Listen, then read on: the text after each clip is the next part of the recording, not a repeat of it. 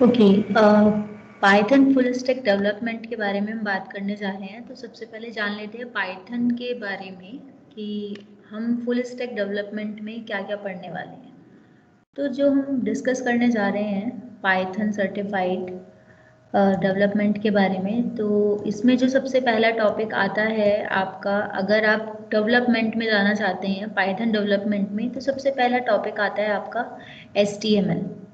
ठीक है, HTML से क्या होता है, हाइपर टेक्स्ट मार्कअप लैंग्वेज से आपको हेल्प मिलता है कि किस टाइप से आप अपने कोड को, या जो भी आप वेब पेज बनाने जा रहे हैं, या पाइथन के कोड को HTML में किस तरीके से हम लिख पाएंगे, कैसे हम वहाँ पर कस्टमाइज कर पाएंगे पाइथन के कोड को। बट उससे पहले पाइथन कोर पाइथन करने के बाद आपको web page, normal static web page बनाना आना चाहिए। और वो स्टैटिक वेब पेज बनाने के लिए आपको HTML5, CSS यानी कि कैस्केडिंग स्टाइल शीट सीखना पड़ता है, and JavaScript. This is the first term, ये फर्स्ट टर्म में है पहला topic. And second is UI UX for responsive design, कैसे हम रेस्पॉन्सिव डिज़ाइन बनाते हैं UI UX की हेल्प से। एंड थर्ड आता है फर्स्ट टर्म के अंदर प्रोग्रामिंग विद जावास्क्रिप्ट। यहाँ पे ड्यूरेशन भी लिखा हुआ है कि ये 24 आवर्स का है, 12 आवर्स का है, ये 40। And next is angular GS, जिसके बारे में हम अभी बता रहे थे कि ये भी फर्स्ट टर्म में है, और इसकी हेल्प से भी हम वेब डेवलपमेंट में काफ़ी, क्योंकि ये फुल स्टैक डेवलपमेंट हम सीख रहे हैं, तो फुल स्टैक में एंगुलर GS भी इंक्लूडेड है। नेक्स्ट आता है प्रोग्रामिंग विद पाइथन, जिसे हम कोर पाइथन कहते हैं। तो ये हमें सबसे पहले आना चाहिए, क्योंकि अगर हम डेवलपमेंट करने जा रहे हैं तो सबसे पहले हम कोर पाइथन पढ़ते हैं। और अगर आप फुल स्टैक डेवलपमेंट में जा रहे हैं तो आप HTML से भी स्टार्ट कर सकते हैं। बट मुझे लगता है कि जब हम पाइथन को स्टार्ट करते हैं तो हमें बाकी चीज़ें आसान लगने लगती हैं, चीज़ों को समझ आना स्टार्ट हो जाता है। वैसे HTML का पाइथन से कोई लेना देना नहीं है, HTML एक अलग लैंग्वेज है और पाइथन एक अलग है। नेक्स्ट यहाँ पर हम सीखते हैं प्रोजेक्ट पाइथन एप्लीकेशन डेवलपमेंट। तो ये है फर्स्ट टर्म हमारे फुल स्टैक डेवलपमेंट में, जो हम पाइथन का है। एंड सेकंड जो टर्म है आपका, सेकंड टर्म में आपका आता है मार्कअप लैंग्वेज एंड JSON, यानी कि JavaScript notation. And second one is जो टर्म 2 में है वो essentials of Node.js। And third one is optimize web for search engines working with MySQL, ये आपका फोर्थ स्टेप आता है टर्म 2 का। एंड एजाइल एंड डेवऑप्स, ये भी हमारा फिफ्थ पॉइंट आता है। एंड फिर आता है आपका web application development using Python. और जो वेब डेवलपमेंट जिससे होता है वो होता है जेंगो, या आपका फ्लास्क भी आप सीख सकते हो, जेंगो सिखाया जाता है। वेब फ्रेमवर्क है पाइथन का, और फिर इसका प्रोजेक्ट हम करते हैं। तो ये टोटल 2 टर्म्स हैं जो हम यूज़ करते हैं फुल स्टैक डेवलपमेंट में। और यहाँ पर टर्म 1 के बारे में दिया हुआ है कि HTML5 और CSS यानी कैस्केडिंग स्टाइल शीट और जावास्क्रिप्ट और jQuery से हम कैसे इंटरेक्टिव और रेस्पॉन्सिव वेबसाइट्स को बना सकते हैं।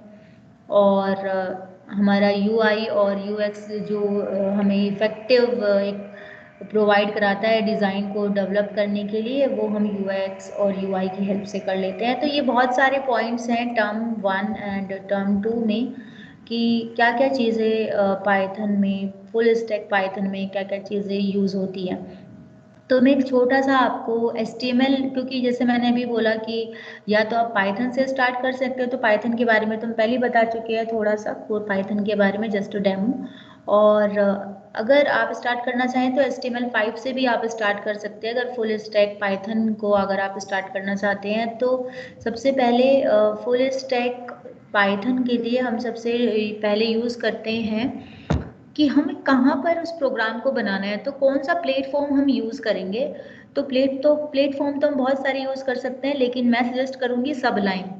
सबलाइन एक बहुत अच्छा सॉफ्टवेयर है किसी भी वेब पेज को बनाने के लिए, या फिर आप नोटपैड प्लस प्लस भी यूज़ कर सकते हो, या फिर हम यूज़ कर सकते हैं ब्रैकेट्स, भी एक बहुत अच्छा सॉफ्टवेयर है, वो भी हम यूज़ कर सकते हैं। और इसके अलावा नोटपैड तो हमारे पास होता ही है, वो तो हम यूज़ कर ही सकते हैं। बट सबलाइन हम क्यों बोल रहे हैं कि ये बहुत बेटर है, बहुत बेस्ट है, क्यों हम इसे यूज़ कर सकते हैं, तो मैं आपको उसी के बारे में थोड़ा सा पहले बताऊंगी। ऑलरेडी मेरे पास फाइल है, मैं उन्हें क्लोज कर देती हूँ। तो हम एक नई फाइल ओपन कर लेते हैं, न्यू फाइल। और इस न्यू फाइल को हम सेव करेंगे सबसे पहले .html के नाम से, यानी कि हाइपर टेक्स्ट मार्कअप लैंग्वेज के नाम से, जो HTML की फुल फॉर्म है। तो इस प्रोग्राम को सबसे पहले हम सेव करते हैं। क्यों हम सेव कर रहे हैं वो हम अभी बात करेंगे। तो कहाँ आपको सेव करना है, सपोज हमने डेस्कटॉप पे सेव किया, हमने सेव किया पाइथन फर्स्ट प्रोग्राम के नाम से। जबकि ये हम पाइथन का कोई प्रोग्राम नहीं बना रहे हैं, हम एक वेब पेज बनाने जा रहे हैं। वेब पेज भी थोड़ा सा हम इसके बारे में जानने जा रहे हैं कि ये HTML है क्या और हम इसको कैसे यूज़ करेंगे, पाइथन में कैसे यूज़ करेंगे, वो तो बहुत बाद की बात है। तो सबसे पहले ये जो स्टेप है HTML5 का, तो वो हम करने जा रहे हैं। तो कोई भी प्रोग्राम बनाने के लिए हम उस प्रोग्राम को सेव करते हैं, कोई भी नाम हम लिख सकते हैं, यूजर डिफाइन नेम और .html। HTML इज एक्सटेंशन, जो हाइपर टेक्स्ट मार्कअप लैंग्वेज का एक्सटेंशन होता है वो HTML है, हम सेव कर सकते हैं। और इस प्रोग्राम को स्टार्ट करने के लिए हम एक टैग ओपन करते हैं और फिर हम HT लिख के, हमारे पास एक नीचे क्या बोल सकते हैं आप इसे, एक रेफरेंस आ जाता है, जस्ट आपको एंटर करना है।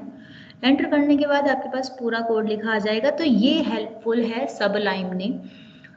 ये जो सॉल्यूशन है ये आपको नोटपैड में नहीं मिलेगा, इसलिए मैं सजेस्ट करती हूँ कि सबलाइन ज़्यादा बेटर है। हम इसको कितना भी बड़ा कर सकते हैं Ctrl+ से, और कितना भी हम छोटा कर सकते हैं फ़ॉन्ट Ctrl- से। अब जैसे सपोज मुझे लिखना है यहाँ पे टाइटल, तो मैंने लिखा Sonal Rana web page, this is title. तो ये कहाँ दिखेगा हमें वेब पेज, जस्ट मैं इसको रन करके दिखाती हूँ किस तरह से हम इसका आउटपुट देख सकते हैं।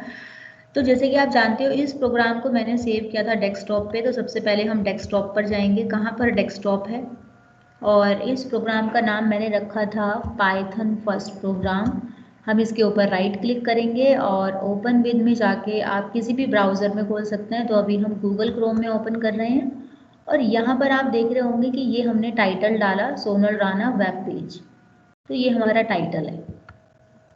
ओके, अब सपोज हमें इसमें कोई हेडिंग डालना है, मैंने डाला H1, हेडिंग में हमने डाला इंट्रोडक्शन।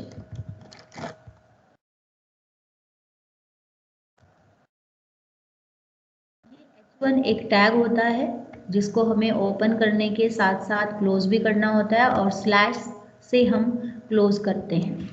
और हम इसको सेव करेंगे और वापस फिर हम अपने इस पेज पर जाएंगे तो हम देख सकते हैं कि यहाँ पे लिखा आया हुआ है। अब सपोज आप चाहते हो कि इस इंट्रोडक्शन में हमें अंडरलाइन करना है, तो हम अंडरलाइन कर सकते हैं यू टैग की हेल्प से। हम इसको सेव कर सकते हैं और यहाँ पर आप देख सकते हैं अंडरलाइन हो गया। अब सपोज आप चाहते हो कि जो मेरा ये इंट्रोडक्शन हेडिंग है ये सेंटर में आ जाए, तो सेंटर के लिए हम CSS लिखते हैं। कैसे CSS को हम लिंक करते हैं और कहाँ पे हमें लिंक करना होता है, सपोज जैसे हमें कोई भी CSS लिखना है। सपोज मैंने एक नया फाइल ओपन किया Ctrl+N से, या फिर आप यहाँ से भी ओपन कर सकते हो, फाइल में जाके न्यू फाइल में जाकर, और इसको मैंने सेव किया Ctrl+S किया और डेस्कटॉप पर ही मैं इस फाइल को सेव कर देती हूँ। मैंने इस फाइल का नाम रखा index.css, कैस्केडिंग स्टाइल शीट। वैसे तो हम CSS को इसी फाइल में लिख सकते हैं, बट ये एक स्टैंडर्ड और बेस्ट होता है। क्यों होता है वो हम अभी आगे पढ़ेंगे कि क्यों बेस्ट है, बहुत सारे कंपैरिजन पढ़ेंगे, क्या फ़ायदा होता है HTML अलग फाइल बनाने से और CSS की अलग फाइल बनाने से, और अगर हम HTML के अंदर ही CSS लिखते हैं तो क्या डिसएडवांटेजेस हैं वो हम आगे पढ़ेंगे। तो इस फाइल को लिंक करने के लिए जस्ट मैंने LI किया और एंटर कर दिया, और हम इस फाइल का लिंक यहाँ पे लिख सकते हैं। तो हमारी फाइल का नेम था index.css। तो इसे लिंक करने से क्या होगा, मुझे H1 को सेंटर में लाना है, तो यहाँ पे जस्ट आप H1 लिखें, कर्ली ब्रेसेस ओपन करें और यहाँ पे लिखना पड़ेगा आपको टेक्स्ट अलाइन सेंटर करें। और आप यहाँ पर आउटपुट देख सकते हैं। तो आपका आउटपुट सेंटर में आ गया है।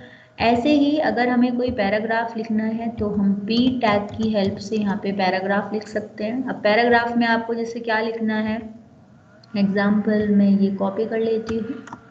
हमने ये कॉपी किया और हम यहाँ पर पेस्ट कर देते हैं।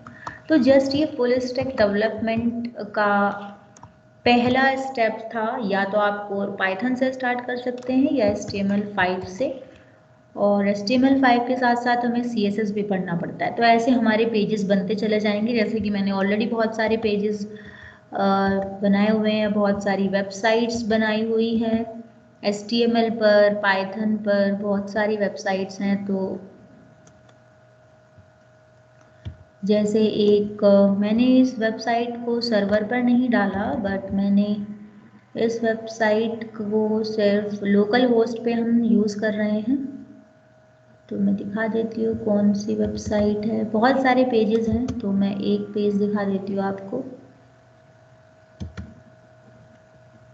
जैसे कि अगर हम होम पे गए तो ये हमारा वेब पेज है, पूरी एक तरह से वेबसाइट है, बस सर्वर पर नहीं डाला। और इसका कोड भी मैं आपको अभी दिखा देती हूँ। हर लिंक पर आप क्लिक करके आ सकते हो, जैसे अबाउट पर,